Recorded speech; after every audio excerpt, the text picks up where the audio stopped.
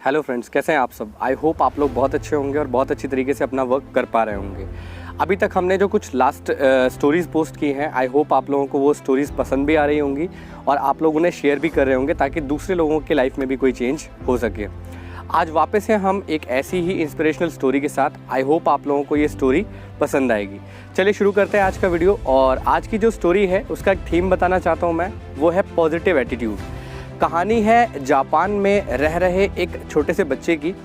ये बच्चा जो है जापान में ही होता है और अपने माता पिता से एक जिद करता है बचपन में कि मुझे बड़े होके मार्शल आर्ट एक्सपर्ट बनना है। और जापान में जो मार्शल आर्ट एक्सपर्ट होते हैं उनको शिनसाई बोला जाता है। तो इसको शौक होता है कि मुझे मार्शल आर्ट एक्सपर्ट बनना है। ये अपने माता पिता से जिद करता है। जब ये बचपन में छोटा होता है और माता पिता से जिद करता है तो माता पिता इसकी जिद मान लेते हैं। और जब ये 5-6 साल का हो जाता है तो उसके बाद इसको भर्ती कराने के लिए एक मार्शल आर्ट के अच्छे स्कूल में ले जाते हैं जहाँ पे इसकी ट्रेनिंग होगी। बट जब ये लोग घर से निकलते हैं उस मार्शल आर्ट स्कूल में एडमिशन लेने के लिए, तो रास्ते में क्या होता है कि इनका एक्सीडेंट हो जाता है। जिस एक्सीडेंट में उस बच्चे का जो लेफ़्ट हैंड है, आर्म है, वो कट जाता है। अब जो बाईं बाजू है वो कट जाती है उसकी, और अचानक से वो हॉस्पिटलाइज हो जाता है। और हॉस्पिटलाइज जब वो होता है, उसकी बाजू जब कट जाती है तो कुछ समय के लिए मानो उस बच्चे को ऐसा लगता है कि उसका सपना मर ही गया बिल्कुल। मतलब अब लाइफ में शायद वो उसके लिए पॉसिबल नहीं है कि वो अपने सपने को पूरा कर पाए।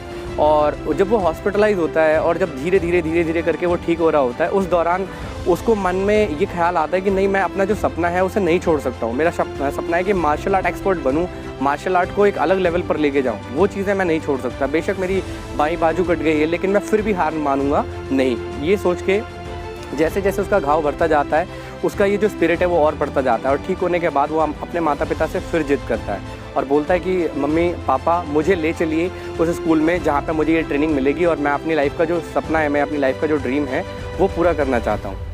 और बहुत जिद करने के बाद उसके माता पिता उससे बोलते हैं कि बेटा तेरी तो एक लेफ़्ट हैंड ही नहीं है, तू कैसे मैनेज करेगा, तू कैसे मार्शल आर्ट सीखेगा, तू कैसे वहाँ पे लड़ेगा, तेरे लिए पॉसिबल नहीं है, तेरे लिए पॉसिबल नहीं है। वो बोलता है चाहे कुछ भी हो जाए, मुझे मार्शल आर्ट एक्सपर्ट बनना है और मुझे ये चीज़ें सीखनी ही सीखनी है। और ज़्यादा जिद करने के कारण माँ बाप उसे मार्शल आर्ट स्कूल में लेकर जाते हैं। और जिस स्कूल में वो लोग लेके जाते हैं वो स्कूल वहाँ का बेस्ट मार्शल आर्ट स्कूल होता है जहाँ पे उसकी ट्रेनिंग कराई जाती है। लेकिन ट्रेनर के आते ही, जब ट्रेनर आता है वहाँ पे और वो पूछता है उस बच्चे से कि भाई तुम मार्शल आर्ट क्यों करना चाहते हो, जब तुम्हें पता है कि तुम्हारा लेफ्ट हैंड नहीं है तो तुम क्यों मार्शल आर्ट करना चाहते हो, तुम्हें तो आगे जाके बहुत प्रॉब्लम्स होंगी, तुम जो है नहीं फाइट कर पाओगे। तो वो बोलता है कि गुरुजी मैं बस इतना जानता हूँ कि मुझे मार्शल आर्ट एक्सपर्ट बनना है, आप मुझे सिखाएंगे और मैं यहाँ पे खड़े हुए जितने भी चैंपियंस हैं सबको हरा दूंगा। मुझे इससे मतलब नहीं है कि मैं कैसे करूँगा, लेकिन मैं ये जानता हूँ कि मैं ये कर सकता हूँ और आप मेरी हेल्प इसमें करेंगे। क्योंकि उस 6 साल के बच्चे का वो देखते हैं कि इंटरेस्ट इतना ज़्यादा है और इतना पॉजिटिव है, वो कॉन्फिडेंस इतना ज़्यादा है उसका, तो वो भी रह नहीं पाते। वो बोलते हैं कि ठीक है मैं तुझे सिखाऊँगा। और उसका एडमिशन हो जाता है उस स्कूल में। उस बच्चे का नाम होता है ओकायो का एडमिशन हो जाता है उस स्कूल में। और उसके बाद जब उसका एडमिशन हो जाता है तो ट्रेनिंग शुरू होती है। तो वहाँ पे जब ओकायो की ट्रेनिंग शुरू होती है तो उसको जो मार्शल आर्ट एक्सपर्ट टीचर होते हैं वो बोलते हैं कि तुम्हें मैं एक किक सिखा रहा हूँ, तुम उसकी प्रैक्टिस करो और उसकी रिहर्सल करते रहो टाइम टू टाइम।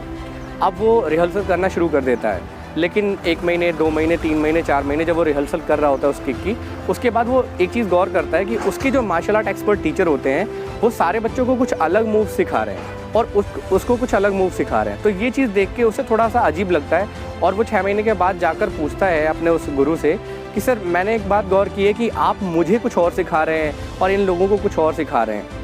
तो उस सिचुएशन में वो जो मार्शल आर्ट गुरु होते हैं वो सिर्फ इतना बोलते हैं कि तुम जाओ और अपनी जो किक मैंने आपको बताई वो प्रैक्टिस करो और उसे प्रैक्टिस करो जब तक कि मैं आपको नहीं बोलता कि आपकी किक परफेक्ट हो गई है। वो बेचारा बच्चा बोलता है ठीक है कोई बात नहीं, मैं चला जाता हूँ सर। और वो उसके बाद प्रैक्टिस करना शुरू करता है। धीरे धीरे समय बीतता है, करीबन 1-1.5 साल, 2 साल जब बीतते हैं, उसके बाद भी जब उसे कोई नई मूव नहीं सिखाई जाती है तो दोबारा वो अगेन मास्टर जी के पास जाता है और उनसे बोलता है कि सर मुझे 2 साल हो गए, मैं सेम किक को प्रैक्टिस किए जा रहा हूँ, अभी तक आपने मुझे कोई और मूव नहीं सिखाई है, कैसे चैंपियन बनूंगा मैं, किस तरीके से चैंपियन बनूंगा।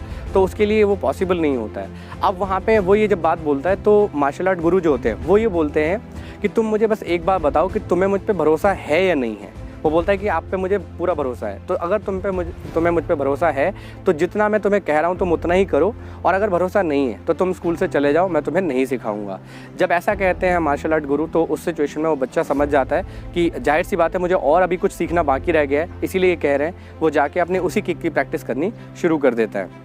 उसके बाद प्रैक्टिस करते करते करते करते लगभग 6 साल और प्रैक्टिस करता है, 7 साल और प्रैक्टिस करता है, और ऐसा करते करते इस किक की प्रैक्टिस करते करते वो हो जाता है 18 साल का।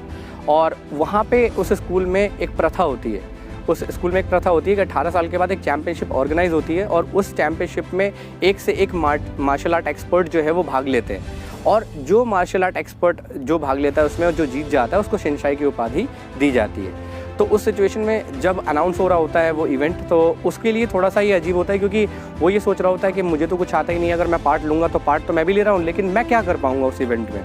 तो जैसा सारे लोग पार्टिसिपेट करते हैं, वो भी पार्टिसिपेट करता है, सारे लोगों का मैच चल रहा होता है स्टेप बाय स्टेप।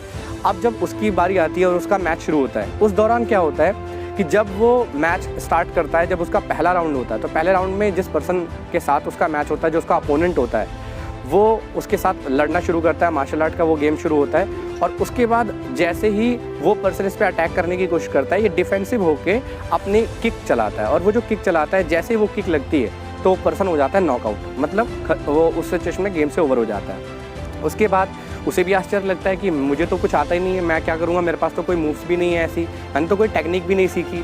बट उसे बड़ा आश्चर्य लगता है कि उसने एक ही बार में नॉकआउट कर दिया। अब दूसरा राउंड होता है, तो जो उससे थोड़ा सा अलग लेवल का चैंपियन होता है, जो सीनियर होता है, उसको लाया जाता है। अब वो पर्सन उसको 1-2 घूंसे मारता है, पंच मारता है, और वो डिफेंस कर रहा होता है। और ऐसे ही वो देखता है कि कुछ देर के लिए उसका ध्यान जो है ओकायो से हटता है, और उतने में ही ओकायो किक मारता है, और वो पर्सन भी नॉकआउट हो जाता है। वो पर्सन भी उस किक से बच नहीं पाता, नॉकआउट हो जाता है। अब जो तीसरा राउंड होता है जो वहाँ पे एक्सपीरियंस भी होता है और जिसने काफ़ी सारे लोगों को हराया भी होता है। ठीक उसके साथ जब मैच हो रहा होता है, तो वो पर्सन क्या करता है, वो पर्सन उसको पहले ही अटैक कर देता है ओकायो के ऊपर, और वो मारना शुरू करता है, और ओकायो थोड़ा देर के लिए लड़खड़ा जाता है। लेकिन जैसे ही मौका मिलता है, वो बिल्कुल उसी मूड में फिर वही मूव अपनी किक प्रैक्टिस करके जो रखी होती है वही किक मारता है, और जैसे ही वो किक मारता है वो बिल्कुल नॉकआउट हो जाता है और गेम से ओवर हो जाता है। उसके बाद वहाँ पे एक ऐसा चैंपियन होता है जो उससे पहले उस चैंपियनशिप को जीत चुका होता है। अब उसका मैच होता है उस चैंपियन के साथ। अब वो चैंपियन जब आता है तो वो उसको देख के हंस देता है और उसको बोलता है कि एक बार मैं रिंग में आ गया तो तुझे एक किक में आउट कर दूंगा, एक किक से ज़्यादा नहीं टिकेगा तू, तेरी हालत इतनी बिगाड़ दूंगा। और ऐसा जब वो कहता है तो ओकायो की जो कॉन्फिडेंस लेवल होती है वो गिर जाती है। वो एकदम से सोच में पड़ जाता है कि इसको तो मैंने देखा भी हुआ है, इसने जिन लोगों के साथ भी अभी मैच किया है उसको तो बुरी तरीके से मारा है। और ऐसा सोचते सोचते वो फाइट शुरू होती है, और जैसा वो कहता है उसको डराता है उसी तरीके की बात होती भी है। जैसे राउंड शुरू होता है उसके बाद जो है वो ओकायो के ऊपर हावी हो जाता है और ओकायो को बहुत मारता है। ओकायो ज़मीन पे गिर जाता है, और मैच को जो है वहाँ पे एंड करने के लिए रेफरी कोशिश करता है कि मैच को ख़त्म कर देते हैं कि ओकायो अब नहीं लड़ पाएगा। लेकिन वो जो गुरु होते हैं वहाँ पे वो बोलते हैं कि मैच जब तक किसी भी एंड पे नहीं पहुँच जाता, जब तक कोई एक पर्सन जीत नहीं जाता, नॉकआउट नहीं हो जाता, तब तक मैच ख़त्म नहीं होगा। और ऐसा ही करते हुए ओकायो को फिर खड़ा किया जाता है। ओकायो फिर खड़ा होता है और उसके बाद वो अपने आप को डिफेंस करने की कोशिश करता है, और जब उसे मौका मिलता है वो वापस वही किक चलाता है, और जैसे ही वो किक उस पर्सन को लगती है, उस एक्सपीरियंस पर्सन को वो एक किक में नॉकआउट कर देता है, और वो पर्सन गेम से बाहर हो जाता है और वो गेम जीत जाता है। इस तरीके से वो इवेंट जीत जाता है, और इवेंट के जीतने के बाद वो अपने गुरु के पास जाता है जिन्होंने उसको सिखाया होता है। अब उस सिचुएशन में जब वो गुरु के पास जाता है तो गुरु उसे शिनसाई की उपाधि दे देते हैं, क्योंकि उसने सबको हराया होता है, वो इवेंट जीता होता है, तो उसको उपाधि मिल जाती है। बट वो उस बच्चे के मन में एक सवाल होता है, वो पूछता है कि गुरुजी, मास्टर जी, ये कैसे पॉसिबल हुआ कि मैंने तो कोई ज़्यादा टेक्निक्स भी नहीं सीखी, बट मैं इतने बड़े बड़े चैम्पियंस को हरा पाया। तो फिर वो वहाँ पे बोलते हैं कि इसके 2 कारण हैं, मैं आपको बताता हूँ। सबसे पहला कारण ये है कि जो किक मैंने आपको सिखाई वो किक बहुत रेयर किक है और बहुत ज़्यादा डिफ़िकल्ट किक है, और इस किक की प्रैक्टिस करीबन आपने 10 साल की है। 10 साल आपने यही किक की प्रैक्टिस की है, जिसकी वजह से आपकी ये किक इतनी ज़्यादा स्ट्रॉन्ग हो गई है कि जिस भी पर्सन को आप किक करते हो वो नॉकआउट हो जाता है। दूसरी बात ये है कि आपको हराने के लिए जो भी पर्सन आपको हराने की कोशिश करेगा, इस किक की रिवर्सल एक ही है कि वो आपका लेफ्ट हैंड पकड़ के आपको रिवर्स करके ज़मीन पे गिराएगा। अब आप इसे आशीर्वाद समझो या रिवॉर्ड समझो या गिफ्ट समझो नेचर का, कि आपको हराने के लिए जिस लेफ्ट हैंड की ज़रूरत है वो लेफ्ट हैंड आपके पास है ही नहीं।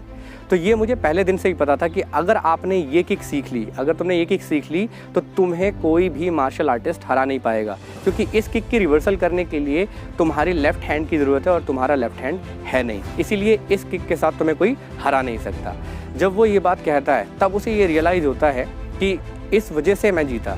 अब आप ये चीज़ देखिए, इस स्टोरी से हमें मैसेज क्या मिलता है? इस स्टोरी से हमें ये मैसेज मिलता है कि लाइफ में जो पॉजिटिव एटीट्यूड है वो कितनी बड़ी काम करती है हमारे लिए। अगर आपके माइंड में पॉजिटिवनेस है, अगर आपका कॉन्फिडेंस हाई है, तो कंडीशंस आपको कभी भी नहीं रोकेंगी। कंडीशंस आपको थोड़े समय के लिए हो सकता है पॉज कर दें, लेकिन वो आपको ज़्यादा समय तक रोक के नहीं रख सकती है। अब इस सिचुएशन में, इस स्टोरी से हमें भी यही सीख लेनी चाहिए कि लाइफ में सिचुएशन कभी हमारे फेवर में भी रह सकती हैं, कभी हमारे अनफेवर में भी रह सकते हैं। उस सिचुएशन में हमें क्या करना है, हमें अपना माइंडसेट जो है वो केवल पॉजिटिव रखना है। अगर हमारा माइंडसेट पॉजिटिव रहेगा तो वहाँ पे जो गोल लेकर हम चल रहे हैं वो चाहे कैसी भी सिचुएशन हो जाए, हम उस गोल को अचीव कर पाएंगे।